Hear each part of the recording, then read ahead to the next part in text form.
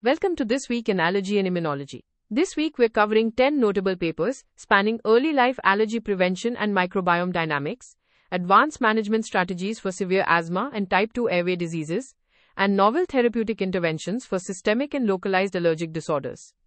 Let's dive in. We begin with a focus on early life factors and allergy prevention. In a study, Walker and colleagues investigated whether maternal prebiotic supplementation could modify the known risks associated with intrapartum antibiotic exposure. The trial involved pregnant women whose infants had a strong family history of allergic disease. Mothers were randomized to receive either daily prebiotics, consisting of galacto-oligosaccharides and fructo-oligosaccharides, or a maltodextrin placebo, from 18 to 20 weeks of gestation until 6 months postpartum. The study revealed that a high proportion of mothers, over 83%, received antibiotics during the trial. In the placebo group, exposure to intrapartum antibiotics was associated with a more than 3.5-fold increase in the risk of infant allergen sensitization, an almost 6-fold increase in the risk of IgE-mediated food allergy, and a more than 6-fold increase in the risk of medically diagnosed atopic eczema. Remarkably, these elevated risks were completely absent in the group of infants whose mothers consumed prebiotics. This suggests that maternal prebiotic supplementation may act as a protective buffer against the dysbiotic effects of intrapartum antibiotics, representing a simple and scalable preventive strategy. In a related study also, Shen and colleagues utilized deep shotgun metagenomic sequencing to examine how the infant skin microbiome and host genetics influence the development of distinct atopic phenotypes. Analyzing over 1,000 skin swabs from 429 infants in the Vitality cohort at 2 to 3 months and 12 months of age, the researchers found that specific skin microbiome signatures emerge before and after clinical disease onset.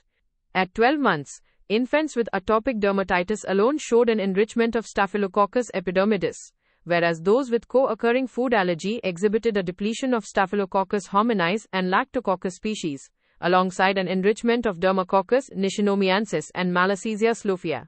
Crucially, early skin dysbiosis at 2 to 3 months, characterized by an enrichment of Staphylococcus species, was associated with the subsequent development of atopic dermatitis with food sensitization or food allergy, but not atopic dermatitis alone. Furthermore, infants carrying filaggrin null mutations who developed atopic dermatitis showed distinct microbial shifts, including reduced Streptococcus species. These insights suggest that early skin microbiome profiling could play a significant role in early risk stratification and targeted interventions. Moving to airway diseases, we look first at a consensus paper from the Journal of Allergy and Clinical Immunology, in practice, that addresses treatment targets in severe asthma. With the success of biologic therapies, achieving clinical remission is increasingly discussed, yet it remains out of reach for many patients with long-standing or severe disease. To address this, Couillard and an international steering committee conducted a systematic literature review and a modified Delphi consensus process to define both remission and a less stringent, highly practical treatment target called minimal clinical disease activity, or MCDA.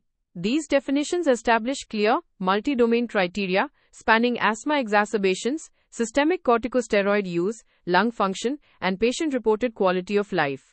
This framework provides clinicians with standardized, realistic milestones to guide therapeutic escalation or maintenance in severe asthma management.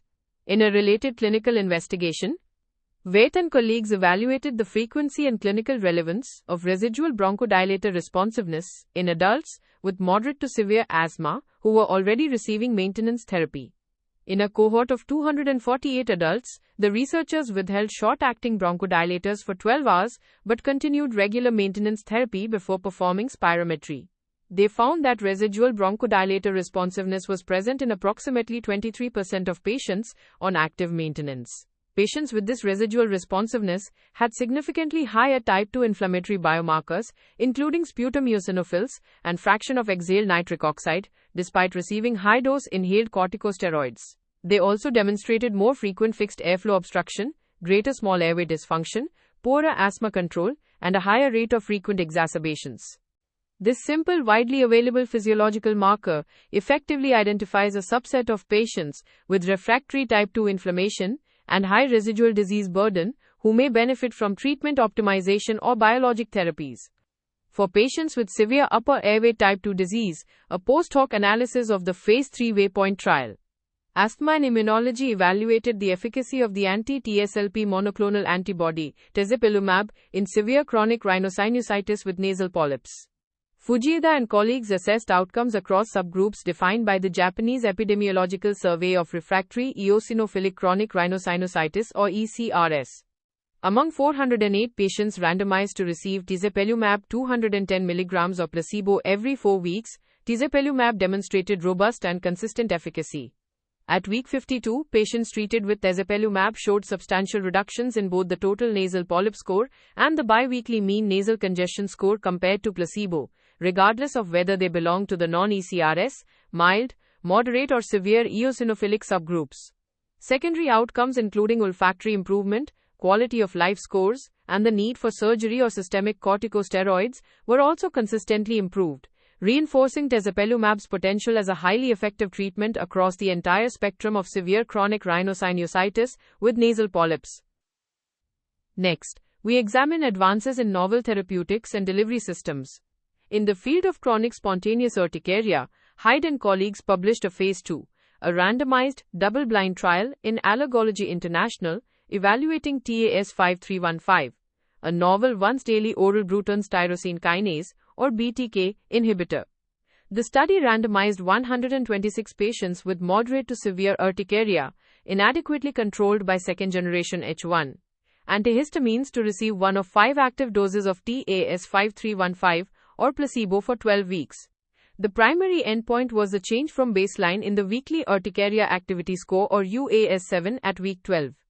The mean reductions in UAS7 were notable across all active treatment arms, ranging from approximately 11.6 to 17.8 points, compared to a reduction of 9 points in the placebo group. The drug was well tolerated with most adverse events being mild, and petechiae was identified as the most common adverse event. This trial highlights oral BTK inhibition as a promising needle-free therapeutic avenue for antihistamine-resistant chronic spontaneous urticaria. Addressing another needle-free innovation, a study in the Annals of Allergy, Asthma and Immunology detailed 5 human factor studies evaluating the safety and usability of the newly approved intranasal epinephrine spray, known as Neffy. Hernandez Trujillo and colleagues evaluated 204 participants, including adult and adolescent allergy patients, caregivers, healthcare professionals and untrained bystanders across simulated anaphylaxis scenarios. Using only the device and its quick reference guide, all participants successfully administered both single and repeated doses of the air-filled device without any dosing errors. Minor harmless usability issues identified in early design phases were successfully resolved through iterative refinements to the labeling and carrying case. This validation demonstrates that the final approved labeling supports reliable and correct administration of intranasal epinephrine, potentially overcoming common barriers such as needle phobia and device complexity in emergency settings. For patients with eosinophilic esophagitis, a systematic review and meta-analysis published in the International Archives of Allergy and Immunology pooled the evidence for the anti-IL-4 receptor alpha monoclonal antibody dupilumab. Khalaf and colleagues analyzed 19 studies comprising 760 pediatric and adult patients. The meta-analysis revealed a pooled histologic remission rate, defined as 15 or fewer eosinophils per high-power field of 75.5%. Additionally, the pooled rate of clinical symptom improvement was 84.1%. The therapy was highly effective across both adult and pediatric cohorts, with some pediatric cohorts achieving remission rates up to 90%, solidifying dupilumab's role as a key therapeutic option for patients struggling with refractory eosinophilic esophagitis. Our final theme explores diagnostic and management models in clinical immunology. A study in allergy utilized time-resolved multi-omics to help clinicians distinguish systemic allergic reactions from immunization stress-related responses following mRNA COVID-19 vaccination. Oliveira and colleagues profiled blood samples from a double-blind placebo-controlled revaccination trial of individuals who had experienced immediate reactions to their first dose. The researchers found that vaccine-induced antiviral transcriptional programs and long-term humoral immunity were fully preserved regardless of whether a patient experienced a reaction. However, the biological profiles of the reactions themselves were highly distinct. Immunization stress-related responses were characterized by an acute stress metabolic state, featuring early increases in norepinephrine, sustained elevations of glycolytic intermediates like bisphosphoglycerate, and a downregulation of basophil activation markers and transcripts. Conversely, true systemic allergic reactions demonstrated opposite metabolic trajectories and a trend toward early neutrophil activation. These distinct molecular signatures offer a path toward developing objective biomarkers to differentiate true allergic reactions from stress responses, helping to prevent unnecessary vaccine avoidance. Finally, a review in the Journal of Allergy and Clinical Immunology in practice emphasizes the growing role of shared decision-making and health-related quality-of-life assessments in managing inborn errors of immunity.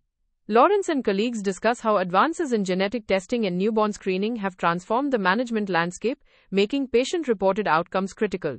The authors highlight the clinical value of incorporating validated tools, such as the SF-36, pediatric quality-of-life inventories, and disease-specific measures like the Common Variable Immunodeficiency Quality of Life Questionnaire, into routine care. They illustrate how shared decision-making is essential when navigating complex clinical decisions, such as initiating immunoglobulin replacement therapy, starting prophylactic antibiotics, administering interferon gamma in chronic granulomatous disease, or proceeding to hematopoietic stem cell transplantation. Balancing clinical trial data with individual patient values, treatment burdens, and financial implications is key to optimizing long-term outcomes in this complex patient population. If you only have time for one paper this week, make it the study on maternal prebiotic supplementation and infant allergy risk by Walker and colleagues in Allergy. This paper provides compelling, high-quality evidence that a simple, low-cost dietary prebiotic intervention during pregnancy and the early postpartum period can completely neutralize the dramatic increase in infant food allergy, eczema, and allergen sensitization risks associated with intrapartum antibiotic exposure. Here are the key takeaways from this week in Allergy and Immunology. First, maternal prebiotic supplementation with galacto and fructo oligosaccharides during late pregnancy and lactation can mitigate the heightened risk of infant food allergy, eczema, and sensitization associated with intrapartum antibiotic use. Second, early life skin dysbiosis, specifically the enrichment of Staphylococcus species at 2 to 3 months of age, predates and predicts the development of atopic dermatitis with co-occurring food allergy or sensitization. Third, testing for residual bronchodilator responsiveness in patients on active asthma maintenance therapy is a practical clinical marker that identifies individuals with persistent type 2 inflammation, small airway dysfunction, and poor disease control. Fourth, the intranasal epinephrine spray (neffy) can be successfully and accurately administered by untrained bystanders and caregivers during simulated anaphylaxis, offering a reliable needle-free rescue option. And finally, dupilumab achieves high rates of both histologic remission and symptom improvement in patients with eosinophilic esophagitis, serving as a highly effective option for those who fail standard first-line therapies. That's your roundup for this week in Allergy and Immunology. The full transcript and references are available on the episode page in your Audio Scholar library. This is an AI-curated summary. For clinical decisions, always consult primary sources and current guidelines. See you next week. If this weekly briefing is useful, follow the show in your podcast app so new episodes arrive automatically. And for audio briefings on your own clinical questions and papers, visit audioscholar.cc. This is an automated summary generated by artificial intelligence, which can make mistakes. Always review the original source materials.